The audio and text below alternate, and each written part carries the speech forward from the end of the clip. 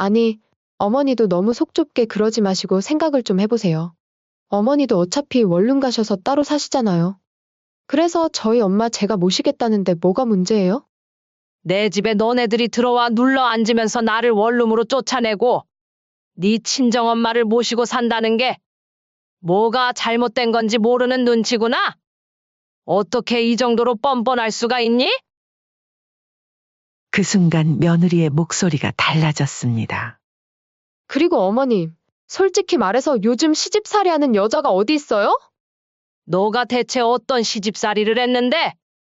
집안일부터 육아까지 전부 내팽겨치고 놀러 갔다 오면서 그거 내가 다 하지 않았니? 어머, 뭐가 됐건 시집살이는 시집살이죠. 그래 백번양보해서 시집살이라고 치자. 그런데 멀쩡하게 잘 살고 있던 내 집에서 합가하자고 한 건 너네들이야. 시집살이 하기 싫으면 합가하자고 말하면 안 됐지. 그리고 제가 시집살이를 안 했다고요? 어머니는 맨날 잔소리 하시잖아요. 당연하지 너네들 밥 한 번 한 적 있니? 아니면 너네들 밥 먹고 설거지라도 한 적 있니? 같이 살면서 서로 지킬 거 지키는 건 당연한 거 잖니? 맨날 집안일 나한테 떠맡기고 내팽겨쳤으면서 시집살이라고 웃기지도 않구나. 선용 씨가 반박을 하자 며느리는 꿀먹은 벙어리 마냥 아무 말도 하지 못했죠. 이번 사연의 주인공은 71세 심선용 씨입니다. 한평생 당차게 살아온 선용 씨였지만 자식들의 뻔뻔한 행동 앞에서 가슴이 무너져 내렸습니다. 선용 씨는 오래전 술과 유흥을 즐기는 남편의 외도로 인해 이혼을 하고 한평생 하나뿐인 아들 준석이를 위해 헌신하며 살아왔죠. 아내 본 일이 없을 정도입니다. 그렇게 아들이 장성하고 결혼을 하고 나서야 꿈에도 그리던 내 집 마련을 하고 겨우 노후를 즐길 수 있었죠.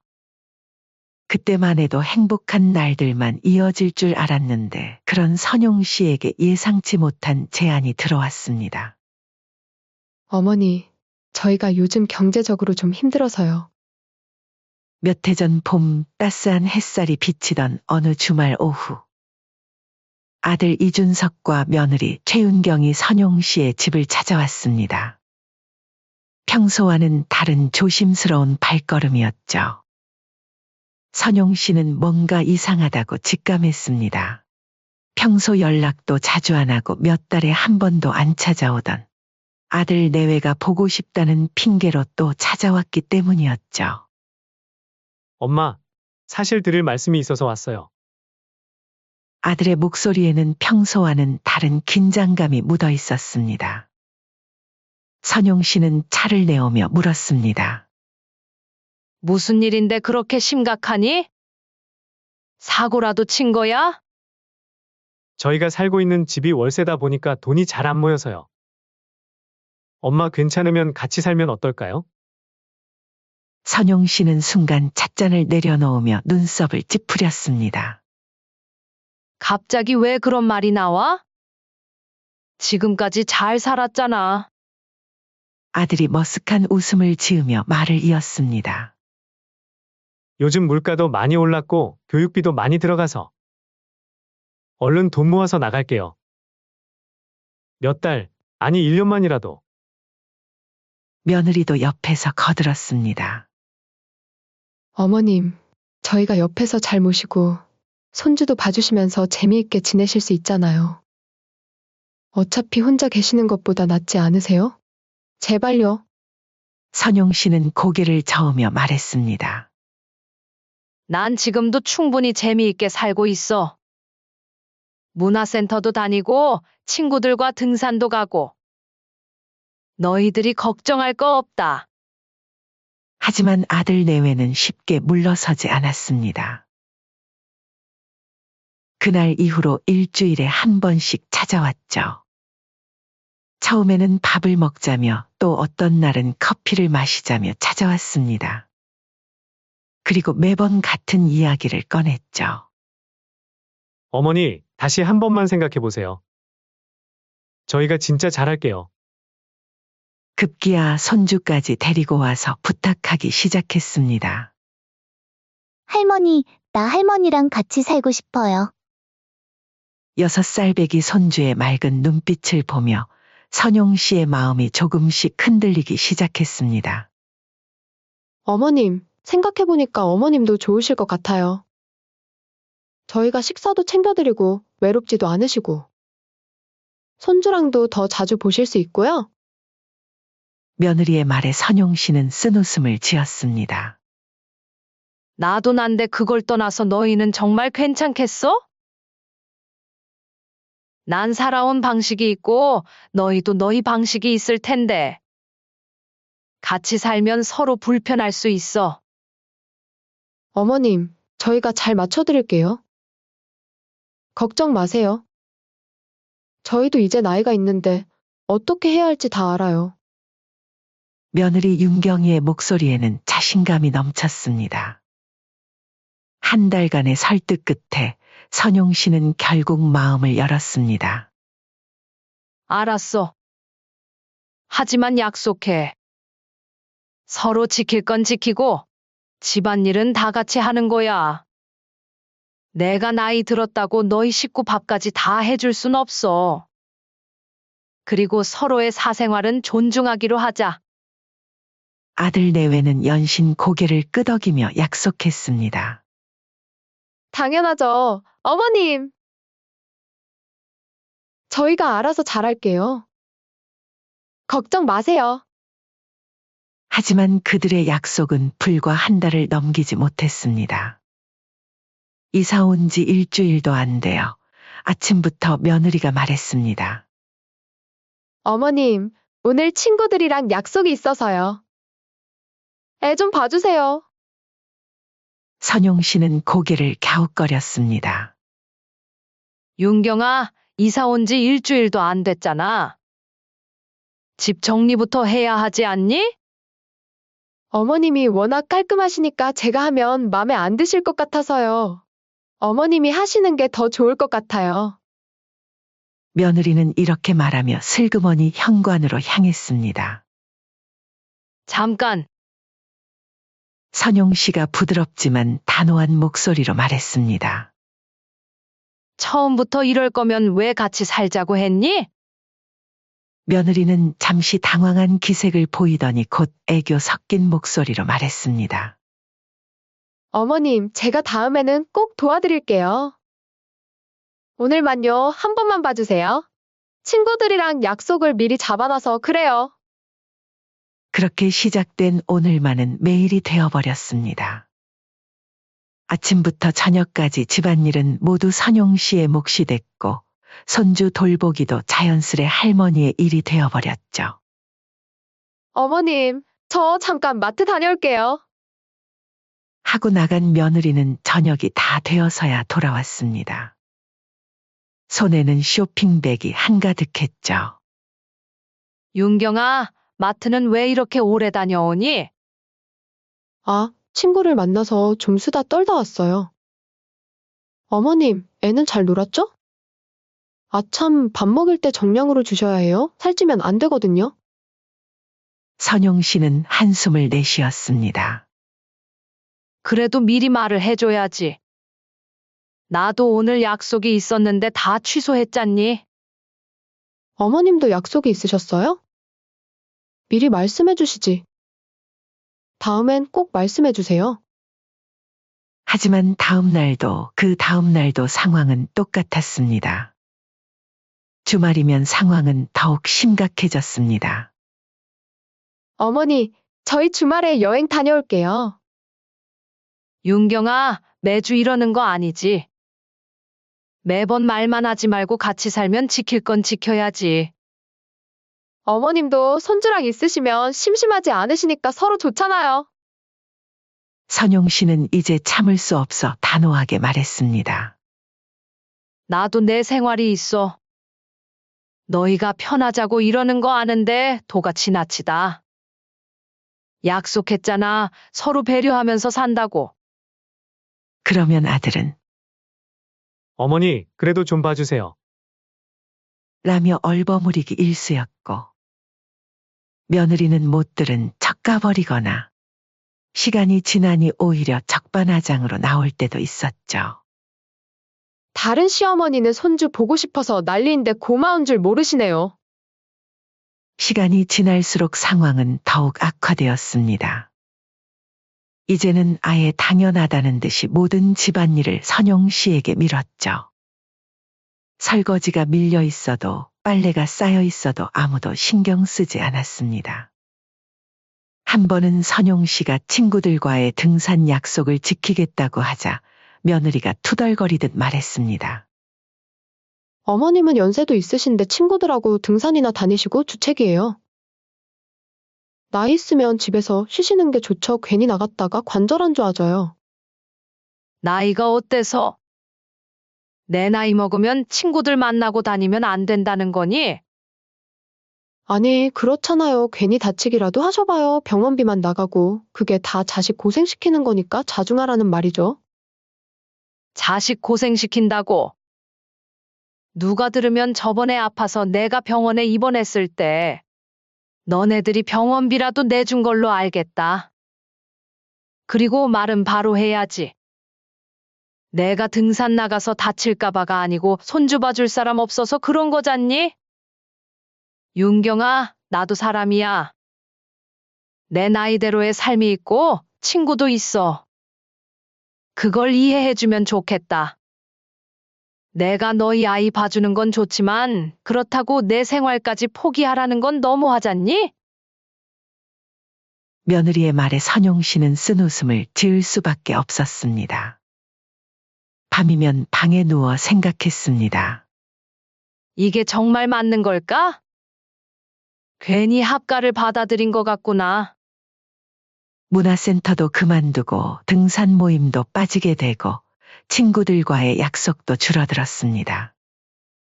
대신 매일 아침 일찍 일어나 아들 내외의 아침을 챙기고 손주를 학교에 데려다주고 하교할 때 마중 나가고 그렇게 6개월이 흘렀습니다. 선용 씨는 자신의 집에서 점점 가정부가 되어가고 있었습니다. 그리고 그 불안감은 곧 현실이 되어 돌아오게 됩니다. 아들 내외가 어느 날 저녁 심각한 표정으로 선용 씨를 찾아왔을 때 선용 씨는 직감했습니다. 뭔가 크게 잘못되어 가고 있다는 것을. 밤 9시가 조금 넘은 시간 거실에는 묘한 긴장감이 감돌았습니다. TV에서는 뉴스가 흘러나오고 있었지만 아무도 그 소리에 신경 쓰지 않았죠. 아들 내외는 안절부절 못하는 모습으로 선용 씨 앞에 앉아 있었습니다. 어머니, 저희가 할 말이 있어서요. 아들 내외가 몇 번이나 입술을 깨물더니 조심스럽게 입을 열었습니다. 선용 씨는 찻잔을 내려놓으며 말했습니다. 무슨 일인데 그러니? 이제는 너네들이 그런 말 할 때마다 불안하다. 사실 저희가 요즘 많이 고민을 해봤는데요. 아들은 옆에 앉은 며느리와 눈을 마주쳤습니다. 대체 뭘 고민했는데 그렇게 뜸을 들이니? 선용 씨는 이미 좋지 않은 예감이 들었습니다. 요즘 들어 아들 내외가 수시로 귓속말을 주고받는 것을 보긴 했지만 설마 하는 마음이었죠. 아무래도 같이 살다 보니 어머니도 힘드시고 저희도 좀 불편하고 아들은 말끝을 흐리며 며느리를 곁눈질했습니다. 그래서 선용 씨의 심장이 덜컥 내려앉았습니다. 며느리가 말을 이어받았습니다. 저희가 어머님을 위해 좋은 원룸을 알아봤어요. 근처에 있는 새 건물인데 관리도 잘 되어 있고 뭐라고? 원룸을 왜 알아봤는데? 이해가 안 가는구나. 선용 씨는 자신의 귀를 의심했습니다. 2년 정도만 거기 계시면 어떨까 해서요. 아무래도 이렇게 같이 사는 게 서로한테 힘들잖아요. 며느리의 말이 채 끝나기도 전에 선용 씨가 자리에서 벌떡 일어났습니다. 그래서 지금 너네가 하는 말은 나보고 내 집에서 나가달라고 애기하는 거니? 목소리가 떨렸습니다. 자식들이 자신을 내쫓으려 한다는 게 믿기지 않았습니다. 아들이 얼른 말을 보탰습니다. 아니, 그게 아니라 엄마도 편하시라고 그러는 거예요. 요즘 엄마 표정을 보면 지쳐 보여서요. 그리고 솔직히 말해서 저희도 눈치 보이고 불편하기도 하고요. 아무래도 저희는 세 식구인데 원룸에서 살 수는 없잖아요. 맞아요, 어머니. 저희도 그냥 원룸으로 가라고 말씀드리는 게 아니고 월세는 저희가 내드릴게요. 선용 씨는 순간 화가 치밀었습니다. 너희 밥 해주고 빨래하고 청소하고 애까지 키워주는데 너희들이 뭐가 불편하다는 거야? 불편해도 내가 불편하지. 어머님, 그러니까 저희가 그런 말씀을 드리는 거예요. 어머님이 너무 고생하시니까? 그리고 저희도 잔소리 듣기 조금 힘들고요. 그건 너네들 할 일을 나한테 떠넘겨서 아니니? 각자 맡은 일을 알아서 잘하면 불편할 게 뭐가 있겠어? 아들이 머쓱한 웃음을 지으며 말했습니다. 엄마도 혼자 계시는 게 더 편하지 않겠어요? 지금보다 좀 더 자유롭게 지내시고. 애초에 너네들이 여기에 들어온 건데 이건 경우가 아니지 않니? 어머니, 방금도 말씀드렸지만 그렇다고 저희가 원룸으로 갈 순 없잖아요. 3인 가족인데? 며느리의 뻔뻔스러운 태도에 선용 씨는 기가 막혔습니다. 어머님은 혼자 계시니까 원룸에도 충분하실 거예요. 대신 원룸 월세는 저희가 내드린다니까요. 아무튼 간에 생각 좀 한번 해보세요. 안 된다고 하시면 어쩔 수 없죠 뭐. 선용 씨는 그 자리에서 일어나 방으로 들어가 버렸습니다. 이렇게 될 줄 알았다면 애초에 합가를 받아들이지 말았어야 했다고 생각했죠. 하지만 그 다음 날도 집안일은 내팽겨친 채였습니다. 며느리는 친구들과 놀러 나가고 아들은 무심하게 TV만 보고 있었죠. 마치 아까 있었던 일이 없었다는 듯이 말입니다. 며칠이 지난 후 더 큰 일이 벌어졌습니다. 손주가 갑자기 고열로 아팠는데 며느리는 연락이 되지 않았습니다. 선용 씨는 밤새 병원을 뛰어다녔죠. 너네 어디 갔니? 애가 이렇게 아픈데 제정신이야? 전화기 너머로 들리는 시끄러운 음악 소리. 어머님, 죄송해요. 제가 친구들이랑 중요한 모임이 있어서? 곧 갈게요. 하지만 며느리는 새벽이 다 되어서야 귀가했고 그마저도 술에 취해 있었습니다. 미안해요, 어머님. 제가 술을 먹고 있었어서? 며느리는 비틀거리며 현관에 서 있었습니다. 윤경아, 아무리 그래도 이건 아니지. 애가 이렇게 아픈데. 선용 씨가 한숨을 쉬며 말했습니다. 어머님이 계셔서 안심하고 있었죠. 저희도 이럴 줄 알았나요? 며느리의 말에서는 책임감이라고는 찾아볼 수 없었습니다. 그 말을 듣는 순간 선용 씨는 뭔가가 확 깨닫는 기분이었습니다. 아, 이제 알겠구나. 내가 이 집에서 무슨 존재인지. 애네들은 나를 가정부쯤으로 생각하는구나. 이제는 너무 지쳤습니다. 매일 아침 일찍 일어나 아들 내외의 아침을 챙기고 손주를 학교에 데려다주고 집안일을 하고 그러다 문득 거울을 보면 자신의 모습이 낯설게 느껴졌습니다. 이게 내 모습이 맞나? 내가 언제부터 이렇게 됐지? 선용 씨는 점점 생각이 바뀌었습니다. 그래, 나가면 이 꼴 안 보니 오히려 속 편할 수도 있겠어. 결국 어느 날 아침 선용 씨는 결심했습니다. 그래, 나간다. 너네 이번에는 약속 지키거라. 인연은 너무 길고 딱 1년이다. 아들 내외는 예상보다 쉽게 안도하는 눈치였습니다. 어머니가 그렇게 결정하셨다니 다행이네요. 저희가 좋은 원룸 알아봐 드릴게요. 그 말을 듣는 순간 선용 씨의 마음 한구석이 싸늘하게 식었습니다. 자식들이 이토록 쉽게 기쁘게 어머니를 내보내려 한다는 사실이 가슴 깊이 박혔죠. 다음 날부터 아들 내외는 부동산을 돌아다니기 시작했습니다. 하지만 그들이 찾은 곳은 하나같이 좁고 낡은 원룸뿐이었죠. 어머님, 여기 좋지 않아요? 마트도 가깝고. 윤경아, 여긴 햇빛도 안 들어오는데 어떻게 살아? 에이, 어머님은 너무 까다로우세요. 혼자 사시는데 이 정도면 충분하죠? 결국 선용 씨는 30년 넘게 살았던 자신의 집을 뒤로하고 조그마한 원룸을 얻어 나왔습니다. 아들 내외는 짐을 옮기는 날에도 바쁘다며 도와주지 않았죠. 어머님, 저희가 짐 좀 도와드려야 하는데? 오늘 친정에 급한 일이 생겨서요. 며느리의 변명이 이어졌습니다. 이사 첫날 작은 원룸에 홀로 앉아 있으니 마음이 복잡했습니다. 하지만 이상하게도 마음이 편했죠. 더 이상 아침 일찍 누군가의 밥을 차려줄 필요도, 하기 싫은 집안일을 할 필요도 없었으니까요. 이제는 내 삶을 살 수 있겠구나. 그렇게 자식들에게서 벗어나고 나니 오히려 훨씬 평온했습니다.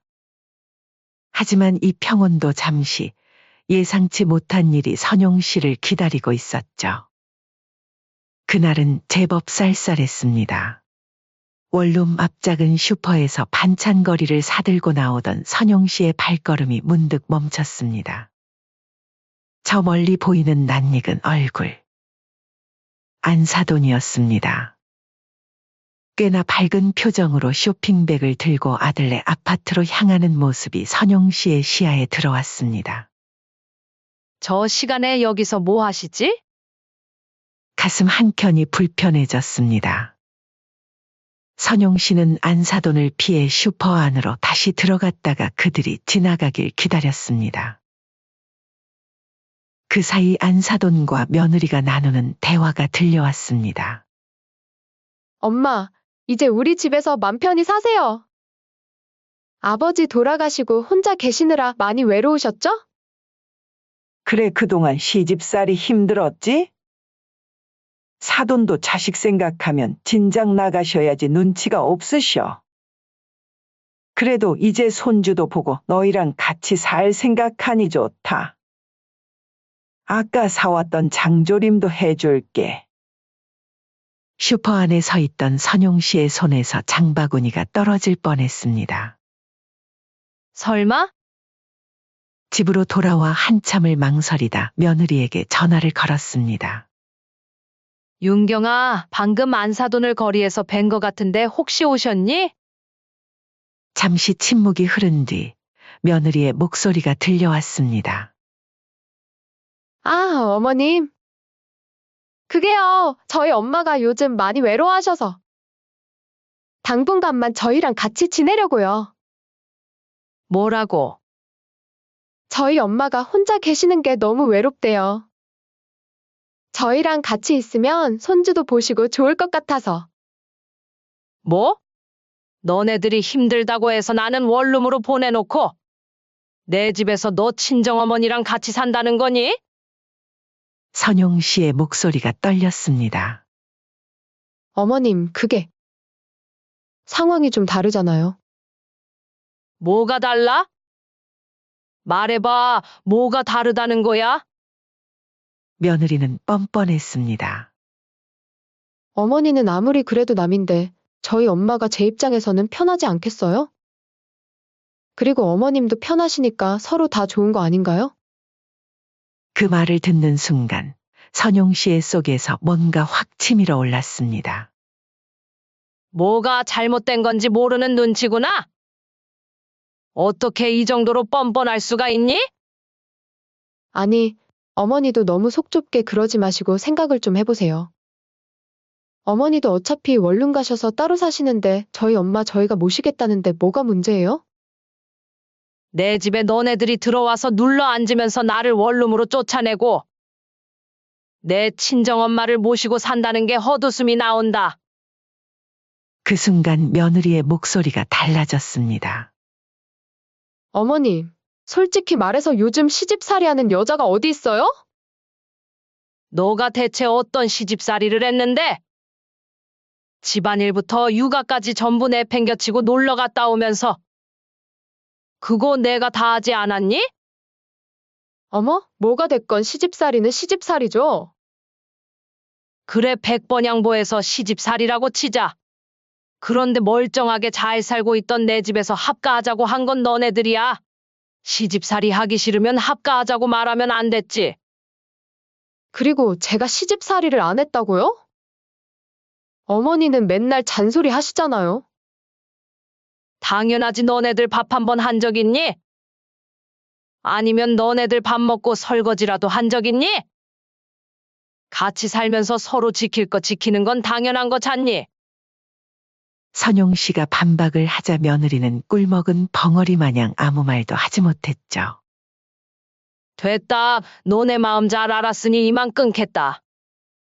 그때 문득 서랍장에 보관해둔 등기부등본이 생각났습니다. 선용 씨는 전화를 끊고 얼마 뒤 바로 부동산에 전화를 걸었습니다. 네, 매물 내놓으신다고요? 네. 바로 오늘이요. 최대한 빨리 팔았으면 좋겠어요. 필요한 서류가 뭐가 있죠? 그리고 다음 날 아들에게서 전화가 왔습니다. 엄마! 부동산에서 찾아왔는데 이게 무슨 일이에요?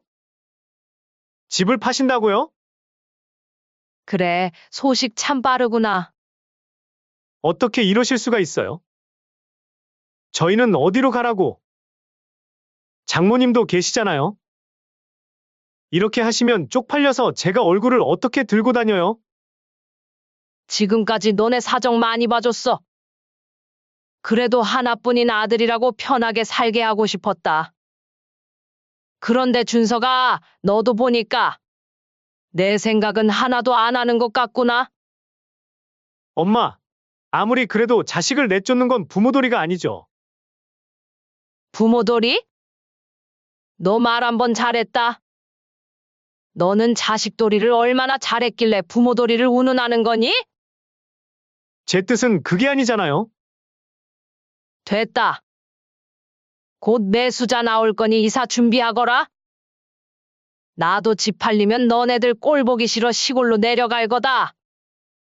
그날 저녁 며느리와 안사돈이 함께 찾아왔습니다. 사돈, 진정하세요. 그래도 자식 집인데 어떻게 내쫓으실 수가 있으세요? 선용 씨는 차갑게 웃었습니다. 자식 집이요? 여긴 내 집이에요. 저도 제 딸이 시집살이 하고 있을 때 많이 참았어요. 딸 가진 부모로서 요즘 같은 시대에 시집살이 하는 거 지켜보기 힘든 거 아시잖아요. 아이고, 사돈 시집살이라뇨? 따님한테 직접 물어보세요. 그 집에 있으면서 시집살이를 한 게 누구인지. 안사돈의 얼굴이 굳어졌습니다. 그러니까 그깟 일 가지고 지금 저희 보고 나가라고 하시는 거예요. 네, 맞습니다. 정확하게 이해하고 계시네요. 같은 말 반복하실 거면 저는 더 이상 할 말도 말할 기운도 없으니 이제 그만 돌아가시죠. 결국 그들은 발걸음을 돌렸죠. 다음 날 아침 부동산에서 연락이 왔습니다. 매수자 나타났습니다. 계약하시겠어요? 네, 계약하죠. 최대한 빠른 시일 내로 매도하겠습니다. 이제 새로운 시작이었습니다. 서러움과 분노는 있었지만 그것을 뛰어넘어 자신만의 삶을 살아갈 시간이 온 것입니다. 선용 씨는 창밖으로 보이는 집을 마지막으로 바라보았습니다. 이제 정말 끝이구나. 그렇게 1년의 시간이 흘렀습니다. 집을 팔고 나서 선용 씨는 강원도의 시골 마을의 전원주택으로 이사를 갔죠. 자식들은 이미 난리가 났고 끝까지 반성하지 않았죠. 그 모습에 질려 선용 씨는 연을 끊겠다 다짐했습니다. 선용 씨는 정원을 가꾸다 말고 하늘을 올려다봤습니다. 아, 날씨 참 좋다. 문득 서울에서의 마지막 날이 떠올랐습니다. 자식들이 짐을 싸들고 나가던 모습, 안사돈의 한숨소리, 며느리의 울음소리. 하지만 이제는 그저 먼 기억일 뿐이었습니다. 오늘도 여느 때처럼 아침 일찍 일어나 텃밭에 나갔습니다. 방울토마토가 빨갛게 익어가고 있었고 상추는 푸르게 자라나고 있었죠. 이렇게 자신의 손으로 가꾼 채소들을 수확하는 재미가 쏠쏠했습니다. 아, 이번에는 김치를 담가 볼까? 그때 휴대폰이 울렸습니다. 발신자 표시를 보니 오랜만에 연락하는 서울 친구였습니다. 어머, 영자야? 선용아, 잘 지내니? 그럼 여기가 천국이야. 꼴 보기 싫은 자식들 안 봐도 되고 너무 좋다. 그래서 전화했어. 내 아들 얘기 들었니? 선용 씨의 표정이 굳어졌습니다. 아니, 무슨 일인데?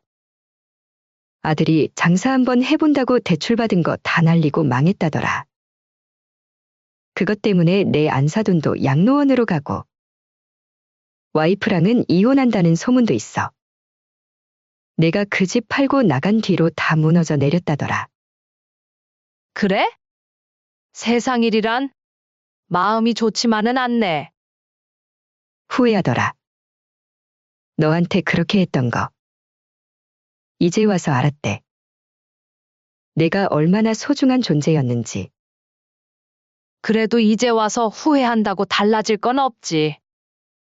맞아. 근데 안사돈이 양로원에서 매일 내 욕을 한다더라. 자기 딸 이혼하게 만든 게 다 너 때문이래. 참. 내가 뭘 했다고. 그 나이 먹도록 철이 안 들었어, 그 사람. 그러게. 자기들이 한 짓은 생각도 안 하고. 다음 날 아침 우편함에서 낯익은 편지 한 통을 발견했습니다. 아들의 글씨체였습니다. 그동안 전화도 문자도 모두 차단한 탓에 편지를 보낸 듯 하였죠. 어머니, 저 준석입니다. 그동안 너무 죄송했습니다. 어머니 말씀이 다 맞았어요. 제가 너무 잘못했습니다. 이제 와서 후회해도 소용없다는 건 알지만 그래도 한 번만 용서해 주세요.